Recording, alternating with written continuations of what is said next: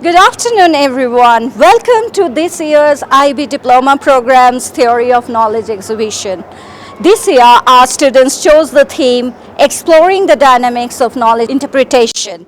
And we are really proud of our students who did a wonderful job of interpreting knowledge, finding out the context of knowledge in which it is acquired, it is disseminated, and the different perspectives associated with knowledge.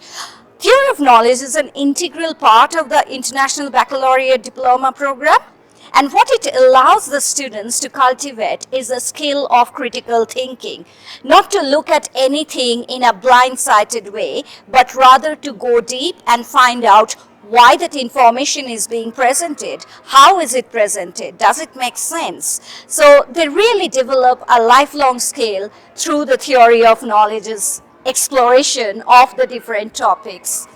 Well done, students, and with this they have flagged off their first journey into their external examination.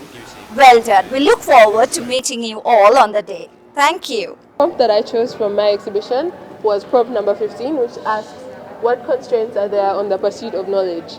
So as IBTOK students, we define knowledge as justified truth. Truth, and it has to be justified.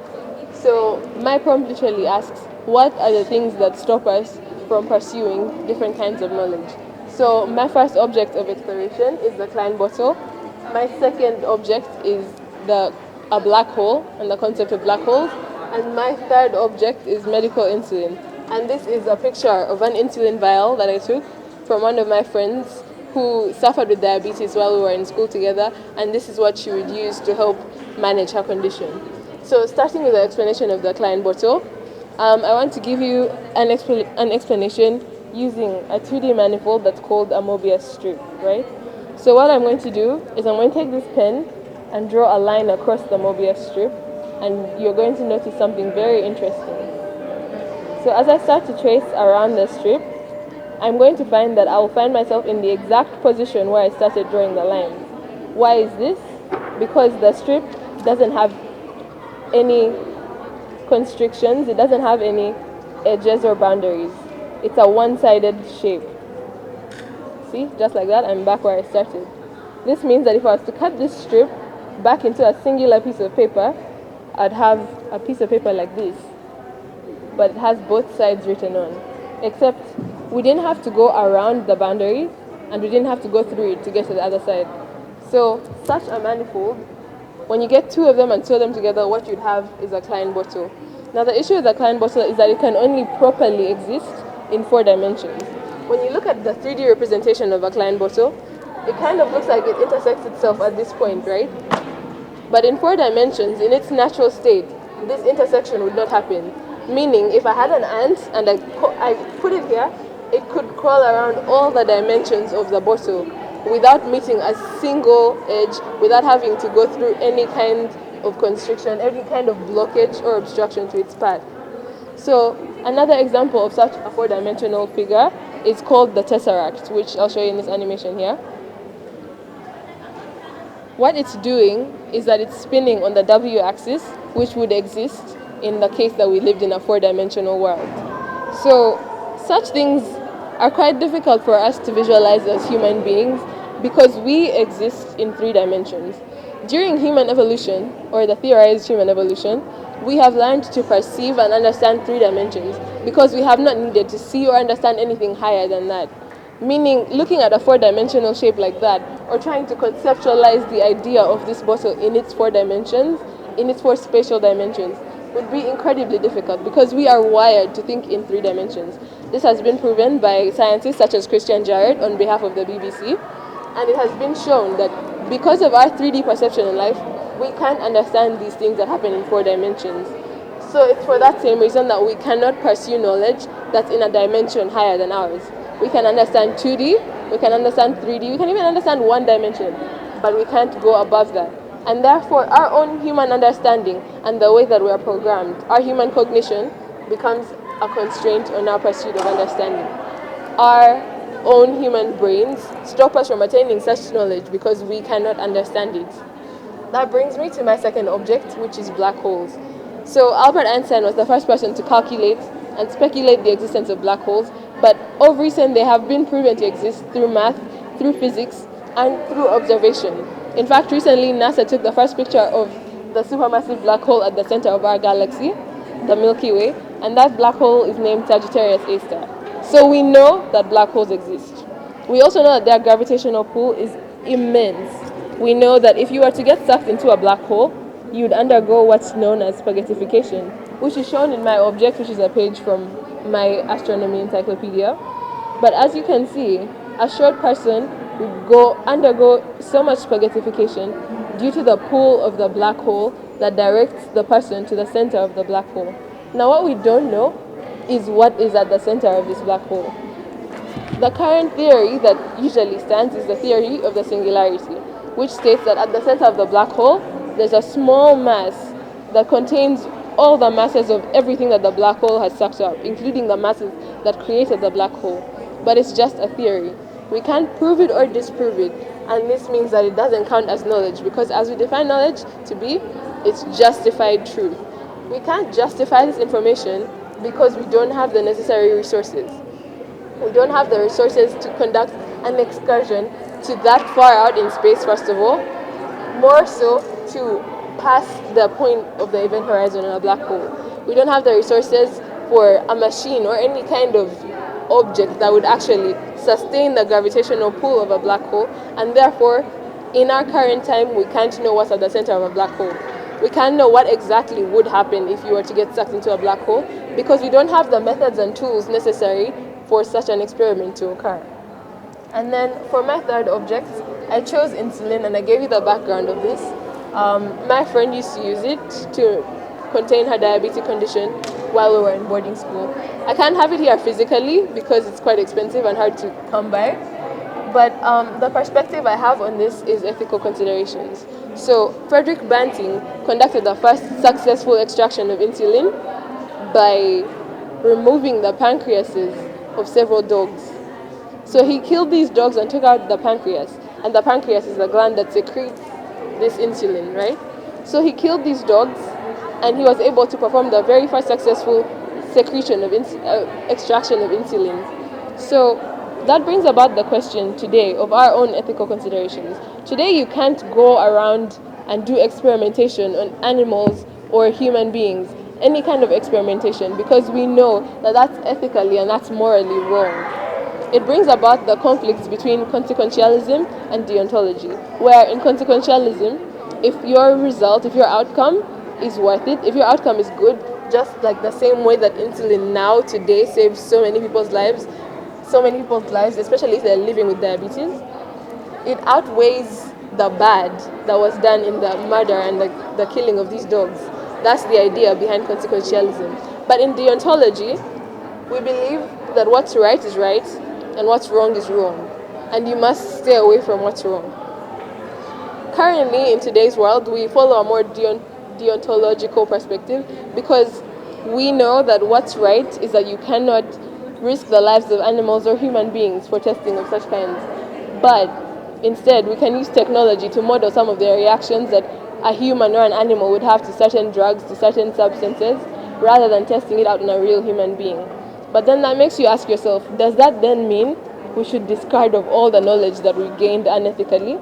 Does that then mean that we have to get rid of drugs such as this and all of the different medical procedures that were discovered by experimenting on prisoners of war in the world wars? And does it also mean that all the knowledge that we try to seek as human beings can be found through ethical means? It begs a very deep question of whether or to what extent we can consider ethical considerations when looking into the pursuit of knowledge. And for that reason, I conclude that ethical considerations can become a constraint to the pursuit of knowledge, because truly we can't say for certain that all the knowledge that humans will need to seek can be gained ethically. So to conclude, my three perspectives would be that our own human understanding and cognition can come about as a limitation to our search for knowledge. Black holes, which show us that the lack of appropriate tools and methods can also become a constraint in the pursuit of knowledge. And then ethical considerations and what we perceive to be right and wrong can also become a constraint in the pursuit of knowledge. And these three objects, I believe, properly put out the message that I'm trying to portray with my three different perspectives. Thank you. TOK prompts are some types of knowledge less open to interpretation than others. So I'll be using three objects to represent this prompt. The first object from artistic knowledge looks at the perspective of artistic knowledge is more open to interpretation. The object is an abstract painting by Juan Miro, and it's by the name of La Mancha Roja, the red spot. The second object looks at the perspective of culture knowledge is less open to interpretation than others, and the object is an ancient Egyptian hieroglyph. And then the last one is exploring the perspective of mathematical knowledge is not open to interpretation, and it's a Euclid proof of the infinitude of prime numbers.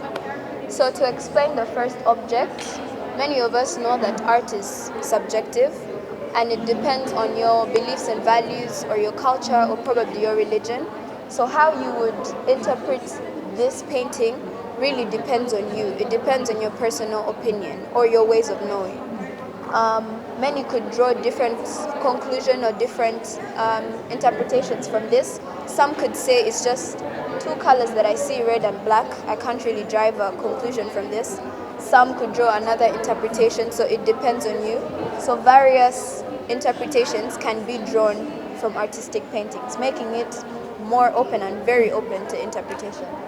Whereas the second one is also subjective, but it's less open. Why it's less open? Because this ancient Egyptian hieroglyph was a form of communication back then, and it was more so used to report, let's say, war times or when they were picking a new king and queen.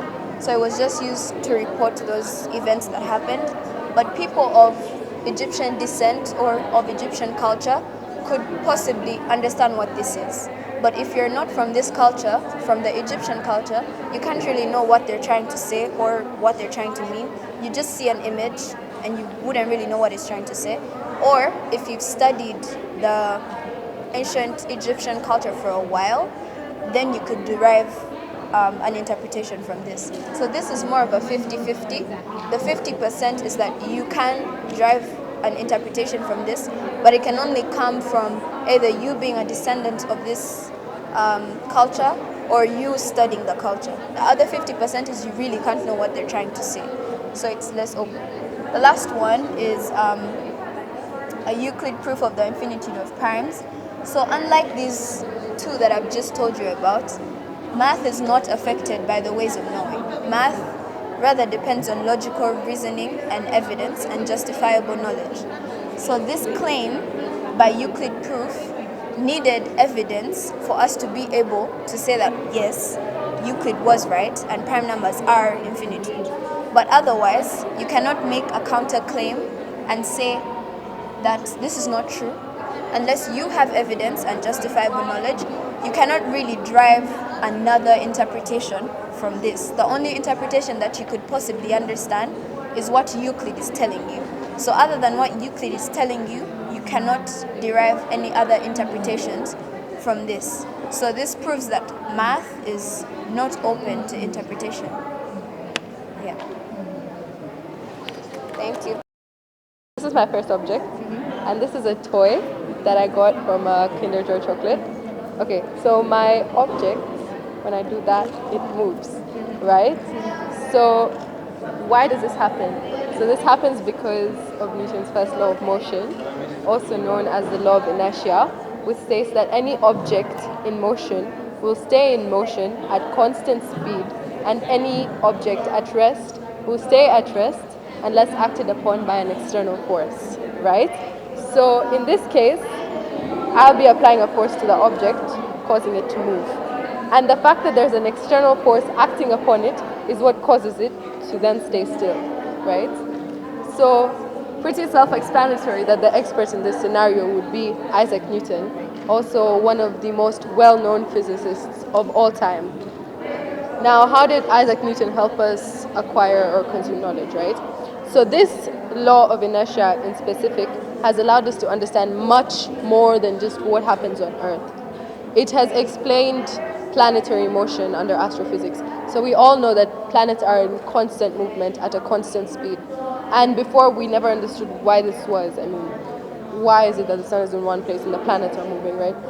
And now we know the reason why this is because there is no external force acting upon the planets. And it has explained planetary motion under astrophysics. So we all know that planets are in constant movement at a constant speed. And before, we never understood why this was. I mean, why is it that the sun is in one place and the planets are moving, right? And now we know the reason why this is because there is no external force acting upon the planets. And you can apply the same knowledge when it comes to satellites. When you send a satellite into space, why is it constantly in motion? Because there is no external force acting upon the satellite.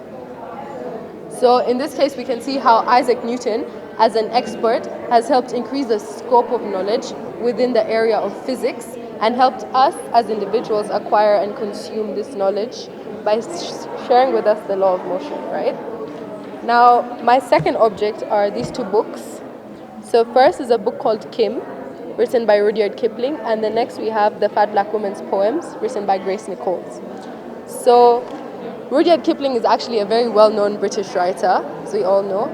The one book that he wrote that's very, very famous is The Jungle Book, right? But it's actually known that Rudyard Kipling has been one of the more racist writers when writing his texts. So there was this one book that he had written, and it's called The White Man's Burden. It was so racist to the point where they completely had to stop production of the book. So you won't find it like anywhere, unless maybe a library archive or somewhere, but otherwise you will not find it. It's not in printing anymore. So to give a little background of this book in specific, it's about an Irish boy who was being brought up in British India. And even in this book, we see signs of racism. So he uses language, and some of the verses that he says in this book are, they're all fools, they're gods, they're customs, they're caste marks, and they're unclean ways. And the next text we have is The Fat Black Woman's Poems, which is written by Grace Nichols. And this is basically a poetry collection, and it's filled with a bunch of poems through the perspective of a fat black woman, as the name would suggest, right? And one of the poems in this book is called The Fat Black Woman Goes Shopping. And in this poem, we see that the second the character enters the store, she is given like slimming glances is what she describes them as. So she's basically being body shamed, she's receiving weird looks for being fat and black. Then she also describes the mannequins that the clothes are put on as white and skinny, which is bringing out the real life idea that this is what beauty standards are really like in today's society for women. And it's not right to judge a person simply based off the way they look. So she also has other poems within this book. My name is Vishwa Modi, and the prompt I've chosen for my exhibition is what is the relationship between personal experience and knowledge. So this prompt mainly focuses on the connection between personal experience and knowledge. It shows how they both influence each other and the indirect relationship between it. So the first object I've chosen is a text in Marathi. Marathi, which is mainly many times confused with Hindi because the way it's written is really same, except that a few letters are different. Otherwise, in English would say so, and many people around me don't understand English or Hindi or any other language that I speak, and only speak Marathi, which is their mother tongue. So those communication barriers, which is an experience, has helped me to better gain more new knowledge and also start understanding the language in a better way through my parents and relatives who better understand the language, which has also helped make my communication more effective and more easier. Then the second object is an art piece, which I also have here, or you can see it from here. So the art piece that I've chosen, I'll be comparing it with a geographical map. So art piece is usually more subjective compared to a geographical map, which is more objective, because art piece includes biases, imagination, expressions, as it's not necessarily what I've drawn is seen in real life. This particular scenery is probably not there. the way it's drawn, the colors, it's different, it differs. And a geographical map hence is more objective because it's based more on the nature, real facts about what is exactly there. And coming to real life examples, it's say that impressionism time, which is in the late 19th century, when people used to make on the spot art compared to sitting and making sketches and then finalizing the piece. At that time there were artists who used to use nature and personal experience to explain the significance of light and atmosphere, which is knowledge and something that we use even now, which is around us. Even in contemporary art, people focus more on personal experiences than following the conventions and norms of art. Then the third object is my IBDP business management book. So this book contains the theories of business management and about the knowledge around the world of business. For example, this knowledge is probably not specific to this place as it differs everywhere, but coming to my experience, I did an internship here, so the knowledge I gained from the book really helped me understand the norms of a business, the way a business functions, what goes on. Even when I was doing work around, it helped me to better make it easier for me to do it. And then to conclude, the prompt which says what is the relationship between personal experience and knowledge really helps explain the way they're connected and the indirect connection, showing how both are influenced by each other. As the first object explores the perspective of how personal experience helps build new knowledge, while the second explores how personal experience and knowledge are both affected by objectivity and sometimes they don't have that deep of a connection, while the third one explores how knowledge helps to shape personal experience. Thank you so much. So for my TOK exhibition, I chose the prompt, what counts as knowledge? So for what counts as knowledge, I broke it down into 3 different perspectives and I got an object for each of them. So my first perspective was information that counts as knowledge to a specific group of people. So for my object, I chose the Quran. So the Quran is limited to a specific group of people, which are Muslims. So many Muslims know the Quran as their main guide to how they should live life, what they should do, what's good, what's bad, and what's the correct way to heaven. So it's basically their morals, their beliefs, their values, and all those things. So the surahs in the Quran indicate how a person should understand and what they should do to become a good human. So there are different perspectives that are included in the Quran, but they may vary as different explorers, different translators, and different scholars try to interpret the Quran. So there's a language barrier because the Quran is basically in Arabic. Not everyone knows Arabic. So if I, as an Urdu speaking person, I wouldn't be able to understand what's written in the Quran. But unless I have a translator with me, I would be able to understand.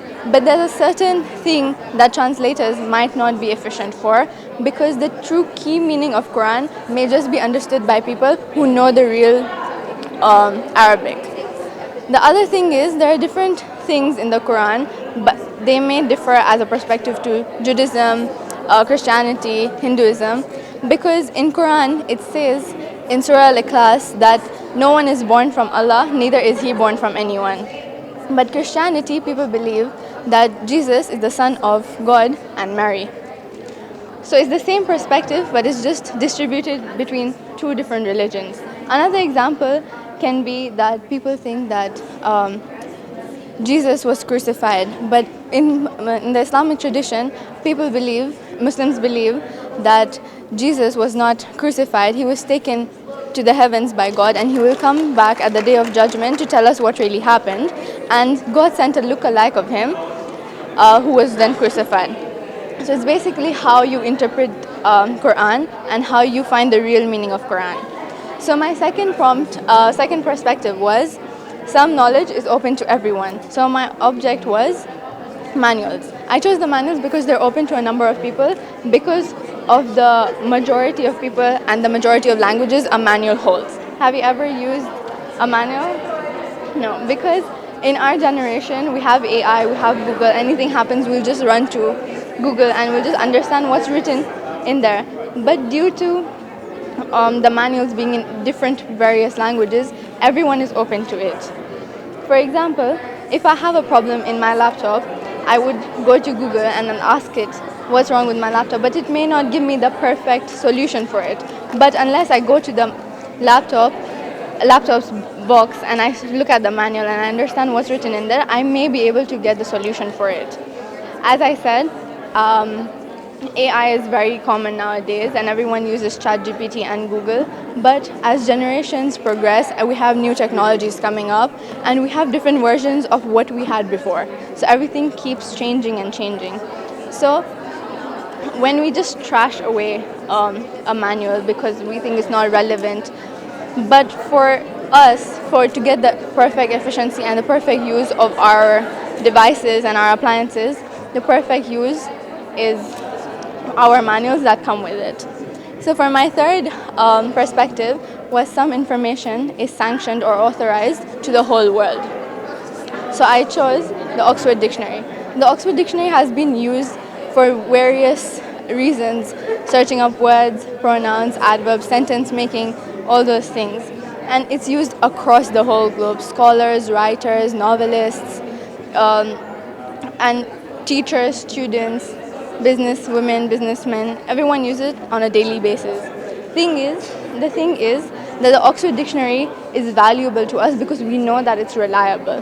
We know that we can trust it because it has been authorized by a higher power. So that shows authority, and that shows how many steps the Oxford Dictionary, the Oxford University Press had to go through and to give the Oxford Dictionary out to the whole world. Plays a significant role in indigenous knowledge as it provides valuable knowledge of indigenous people's culture.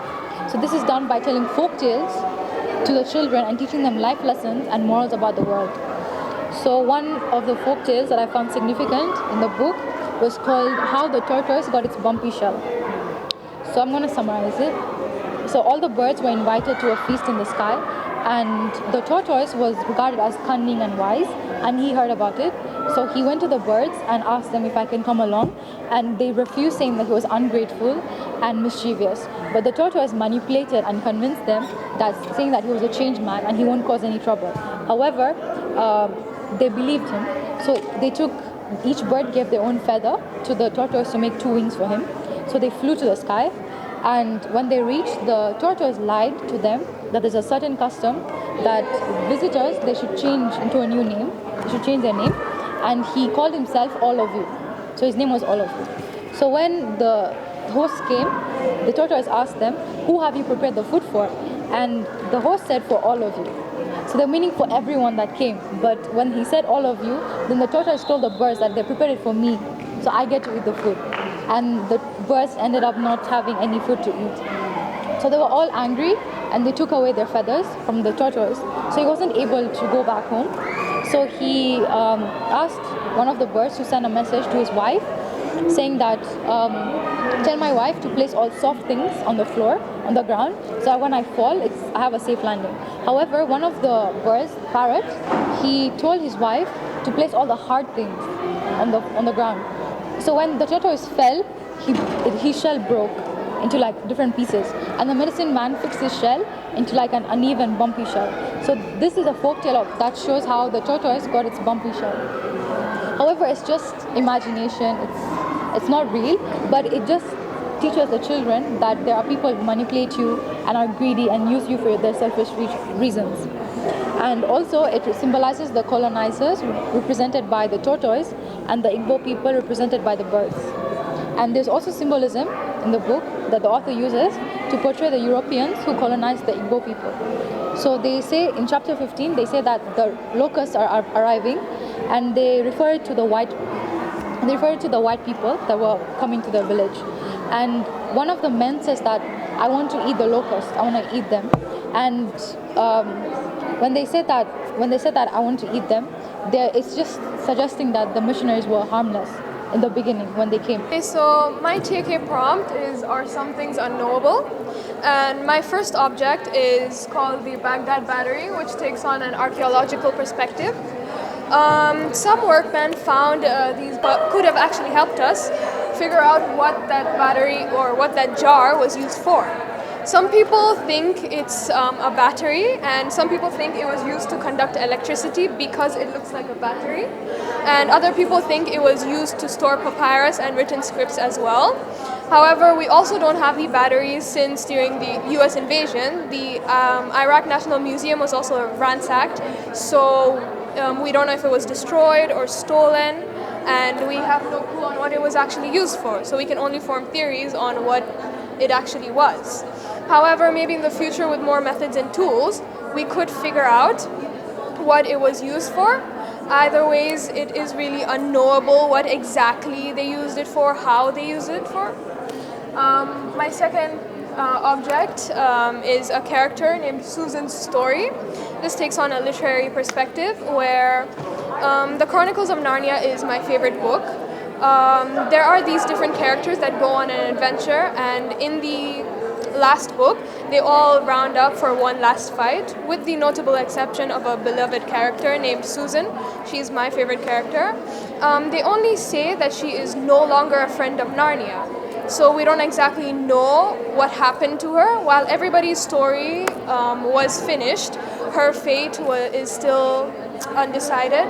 Not to mention the author also died, so we will never really know how her story ended. And my third perspective is called a singing bowl, my family's singing bowl. It takes on a more religious/spiritual perspective. So when you play the singing bowl, it brings about a calming effect on people. A spiritual person might say these are the blessings of a goddess, or these are the blessings of God, that's why you're feeling calm. While another person might say it's a placebo effect. You expected to be calm because of the sounds coming from it, and then you were calm. We would like to thank everyone who came to watch this year's IBDP TOK Exhibition 2024, titled The Art of Knowing.